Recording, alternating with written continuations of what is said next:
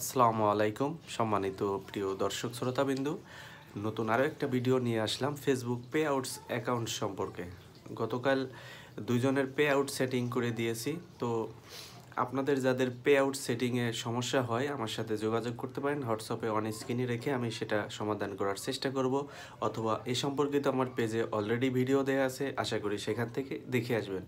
তো প্রিয় বন্ধুরা, ফেসবুক পে আউট সেটিং করতে গেলে অনেকেই বুঝতে পারে না যে কী জিনিস লাগে, কীভাবে করতে হয়, এবং না জানার কারণে পরবর্তীতে নানান একটা ঝামেলায় পড়ে, যে সমস্যাগুলো সমাধান করতে গেলে অনেক সময় লেগে যায়।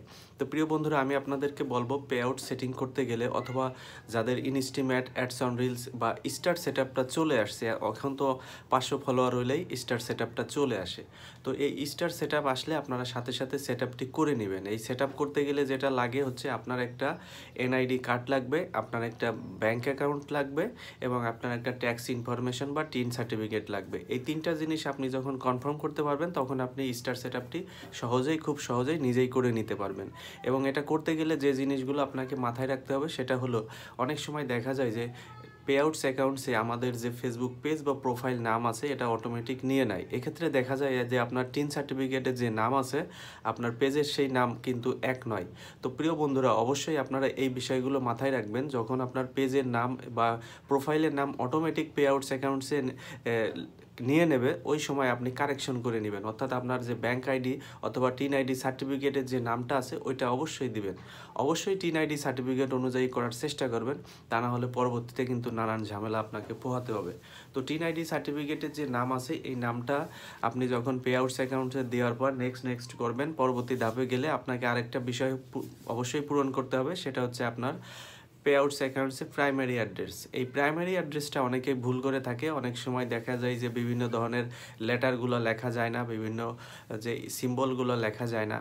তো এই বিষয়গুলো দেখবেন নিচের দিকে সুন্দরভাবে লেখা আছে, কোন কোন সিম্বল বা বড় লেটার বা ছোট লেটারগুলো আপনারা দিতে পারবেন, এগুলো লেখা আছে, ওখান থেকে দেখে নিয়ে সেইভাবে সেটিং করবেন। এবং প্রাইমারি অ্যাড্রেসটা অবশ্যই খেয়াল রাখবেন যেন আপনার টিন সার্টিফিকেটের যে ডকুমেন্টসগুলো বা পরবর্তীতে ফেসবুক যে কোনো ডকুমেন্ট যেন আপনার বাসায় পাঠাতে পারে, সেই অ্যাকুরেট নির্দিষ্ট একটা অ্যাড্রেসটা আপনার প্রাইমারি অ্যাড্রেসে উল্লেখ করতে হবে। এবং প্রাইমারি অ্যাড্রেসে অবশ্যই আপনি যে অবস্থানে আছেন সেই অবস্থান, পোস্ট কোড, থানা, জেলা এবং ডিভিশন এগুলো অবশ্যই উল্লেখ করতে হবে। অবশ্যই আপনার থানা, জেলা কোড, ডিভিশন এবং বাংলাদেশটি লিখে তারপরে আপনার প্রাইমারি অ্যাড্রেসটি লিখে পার করতে হবে।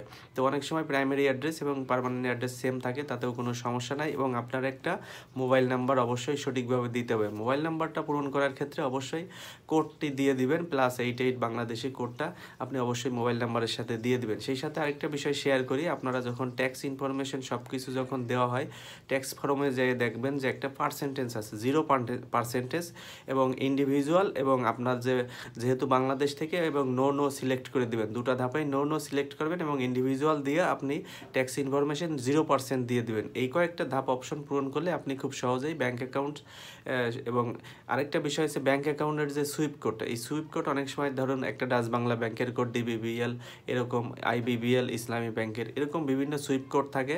এই সুইপ কোডটি অবশ্যই বড় হাতের লেটার অক্ষরে দিয়ে দিবেন, এবং রাউটারিং নাম্বারটা না দিলেও চলবে, সুইপ কোড দিলেই অবশ্যই চলবে। এবং সুন্দর ব্যাংক ডিটেলস দিয়ে আপনি ম্যানুয়ালি ব্যাংক লিঙ্ক করে আপনি পে আউটস অ্যাকাউন্টটা সম্পন্ন করতে পারেন। তো আমি আজকে আর ভিডিওটি লং করতেছি না। পে আউট সম্পর্কে যদি কারো বুঝতে অসুবিধা হয়, জানার আগ্রহ থাকে, বা কেউ স্টার সেট আপ বা ইনস্টিমেট সেট আপ যদি করতে অসুবিধা হয়, তাহলে আমার সাথে অবশ্যই যোগাযোগ করতে পারেন। সবার সুস্বাস্থ্য কামনা করে দেখা হচ্ছে পরবর্তী ভিডিওতে। সে পর্যন্ত সবাই ভালো থাকবেন।